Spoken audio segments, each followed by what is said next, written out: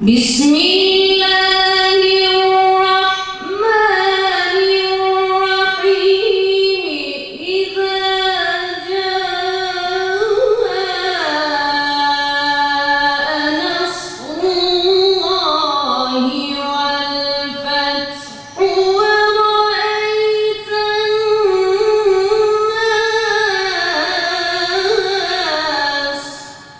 رأيت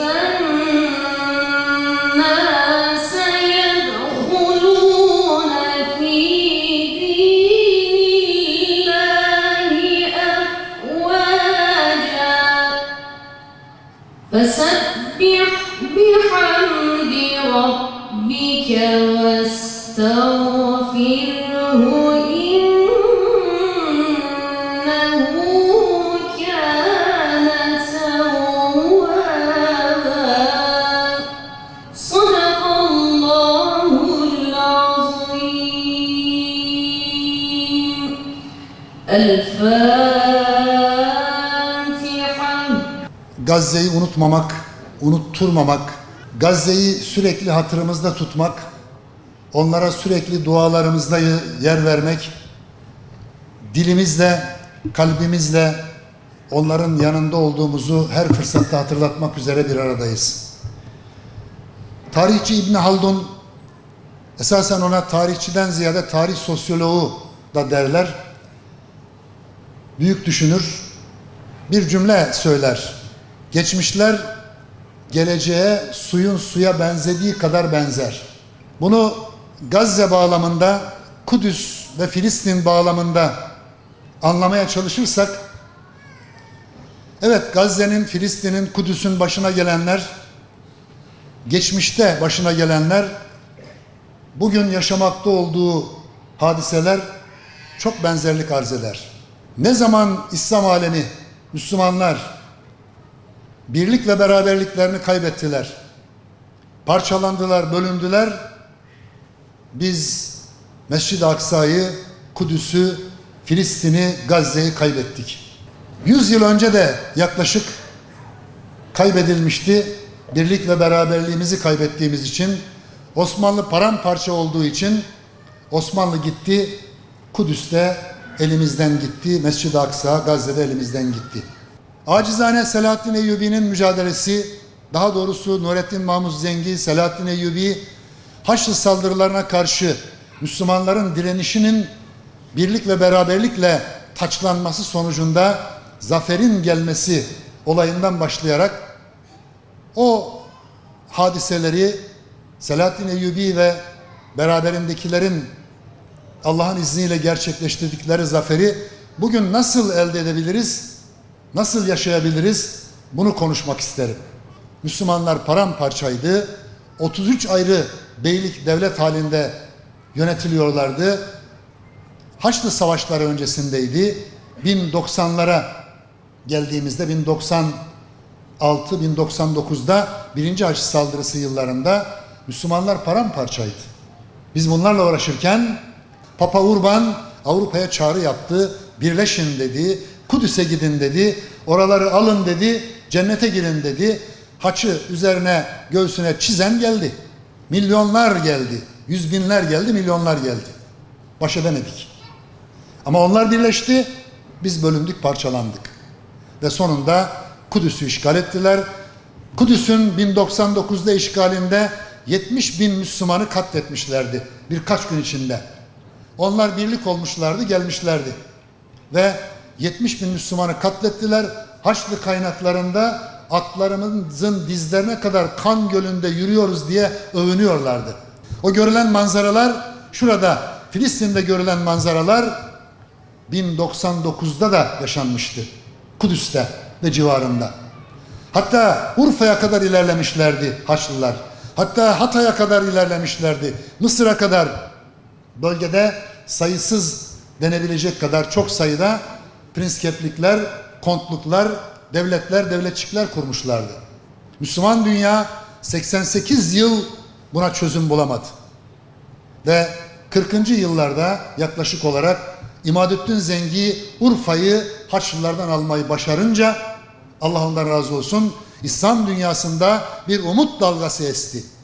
Ben o İmadüddin Zengi'nin Urfa'yı Haçlılardan geri almasını, Suriye'nin, Halep'in, İdlib'in, Hama'nın, Humus'un, Şam'ın geri almasıyla beraber İslam dünyasında meydana gelen umutla özdeş görüyorum. Tarih, geçmişler geleceğe suyun suya benzediği kadar benziyor. Çok benziyor. Bu Allah'ın izniyle zaferle sonuçlanacak. Fakat bir yıl sonra vefat etti İmadüddin Zengi, yerine oğlu Nurettin Mahmud Zengi geldi. En büyük çabası İslam birliğini sağlamaktı. Arkasından Urfa'daki beyliği Halep'e taşıdı.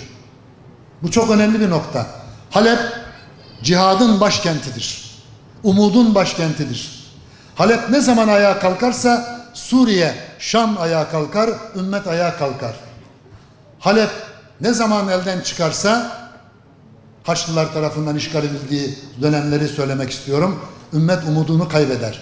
Dolayısıyla Halep'e geldi ve orada beyliğini, Zengiler Atabeyliğini iyice güçlendirdi. Arkasından Kudüs'ün fethi için hazırlıklar yaptı.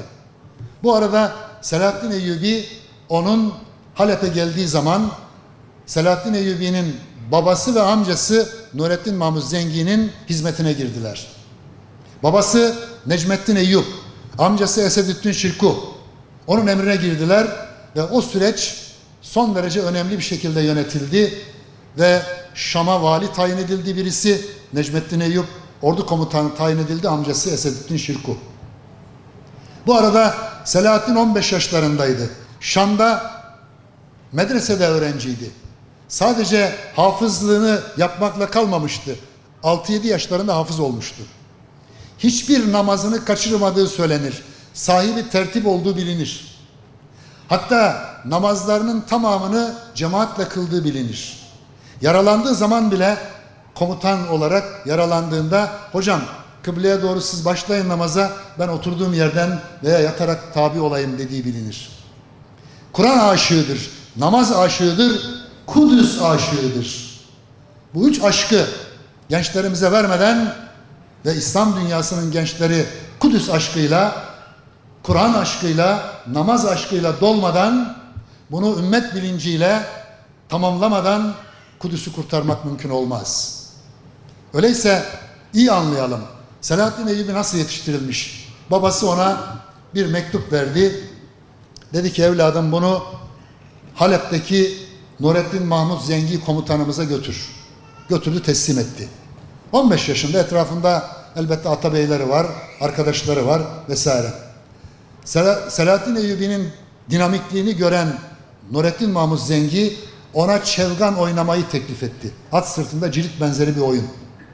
Derler ki Nurettin Mahmud Zengi'nin tek rakibi Selahaddin olmuştu. Fakat sadece onunla değil, savaş oyunlarıyla değil, diğer konularda da onun gelişmesi için katkı sağladığını biliyoruz. Fakat asıl Selahaddin'i Selahaddin yapan bir minber ustası efendim. Selahaddin Eyyubi minberin yapıldığını duymuş arkadaşlarıyla beraber. Halep'te bir camide sergileniyor. Minberi yapan Uhterinli bir marangoz. Minber o dönemde sadece camiyi tamamlayan bir ahşap unsurdan ibaret değil. Ya orada imam, komutan, devlet başkanı hutbe irad eder. Orası ümmetin liderliğini temsil eder. Namaz kıldırdığı imamın yer harp meydanıdır. Minber ise ümmeti tenvir ettiği, aydınlattığı yerdir. Bunları aslına yeniden oturtmamız lazım. Ve bakarlar ki orada bir yaşlı adam var. 90 yaşına yaklaşmış. Minberi yapan bu derler. Ziyaret eder, bakar, inceler. Harika.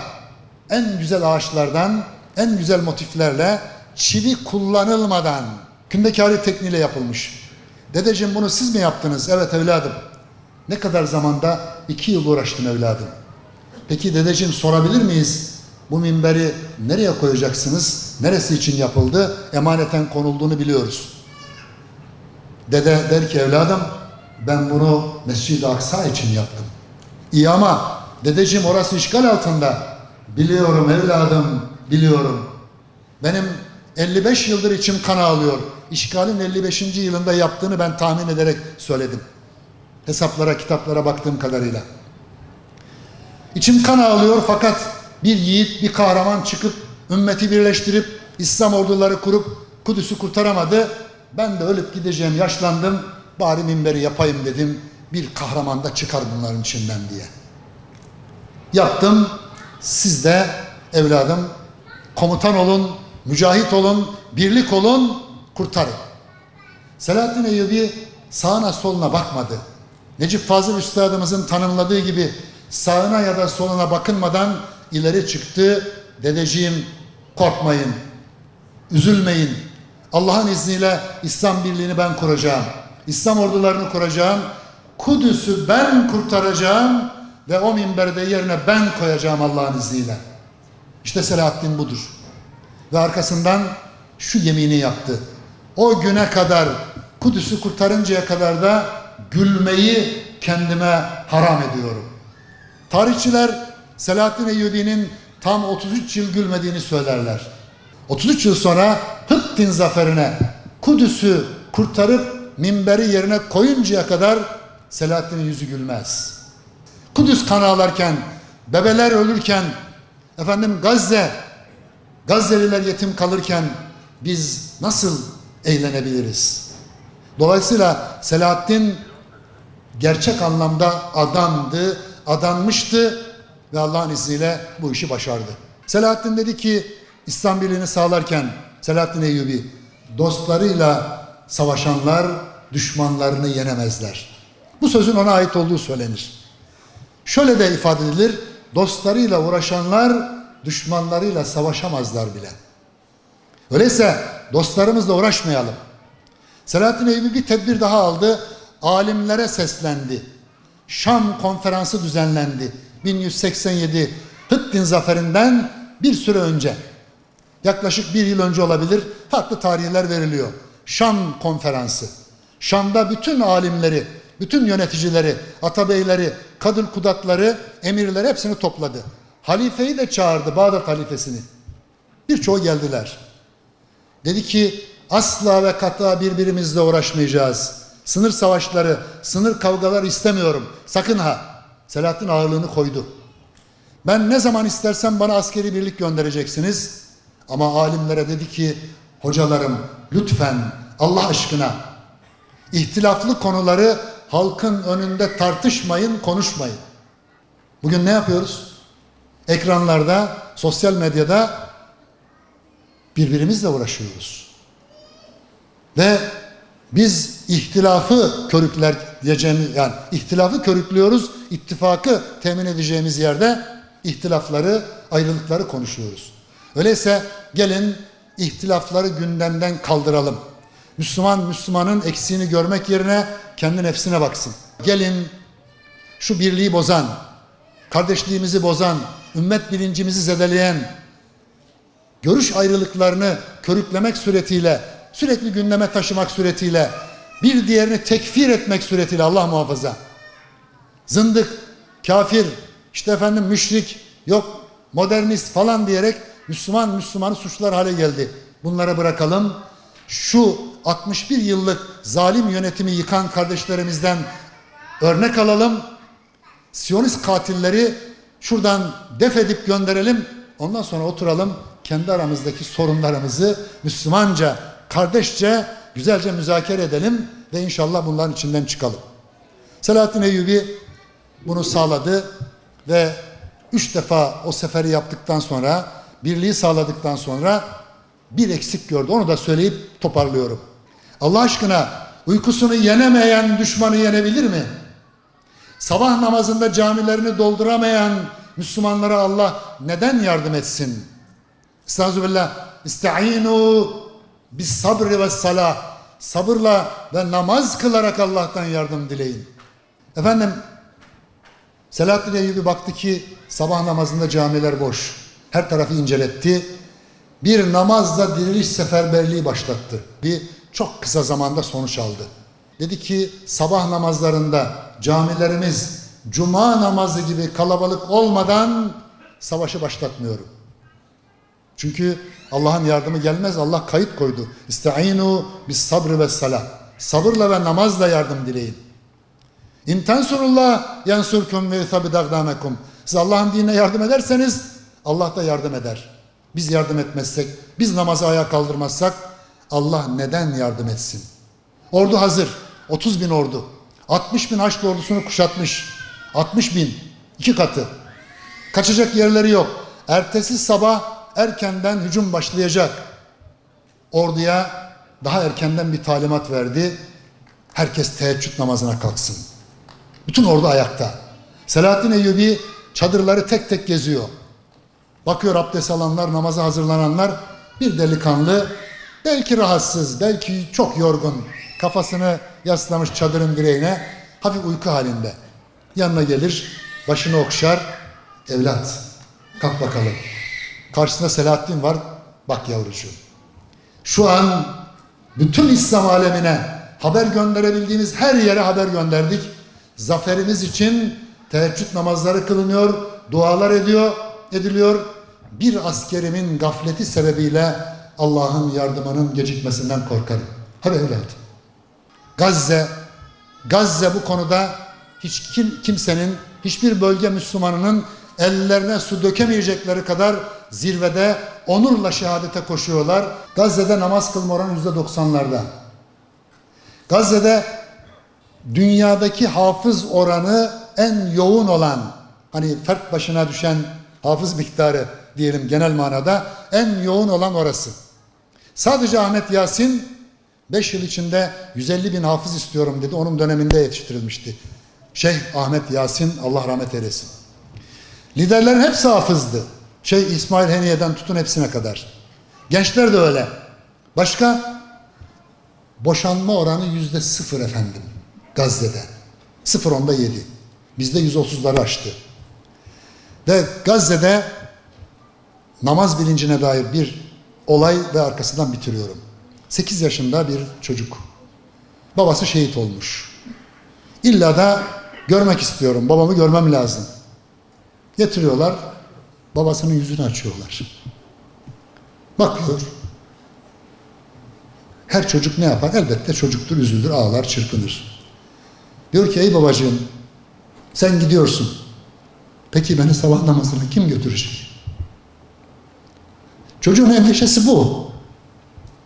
Bana kim elbise alacak, ayakkabı alacak demiyor. Beni kim bayram yerine götürecek demiyor. Beni sabah namazına kim götürecek ey babacığım? Gazze'liler Allah'ın izniyle, Allah'ın inayetiyle, Allah onlara zafer ve fetih nasip edecek ve Allah'ın izniyle elbette Türkiye ve dünya Müslümanları birlik olacak. Onların yanında olduğunu, onların destekçisi olduklarını fiilen de ispatlayacaklar ve Allah'ın yardımı ve zafer gelecek ve onlar eliyle yeryüzü, bütün gençlik, bütün insanlar akın akın İslam'a koşacak, başladılar bile. Her gün yüzlerce, bazen binlerce insan onların destansı mücadelesini inceliyor ve İslam'a koşuyorlar. Allah'ım sen mazlumların yardımcısı, zalimlerin hasmısın, mahzun ve masum gönülleri her türlü zulüm, bela ve musibetten muhafaza eyle ya Rabbi. Zulme uğrayan mazlum ve mağdur Filistinli kardeşlerimizi sahipsiz ve inayetsiz bırakma ya Rabbi.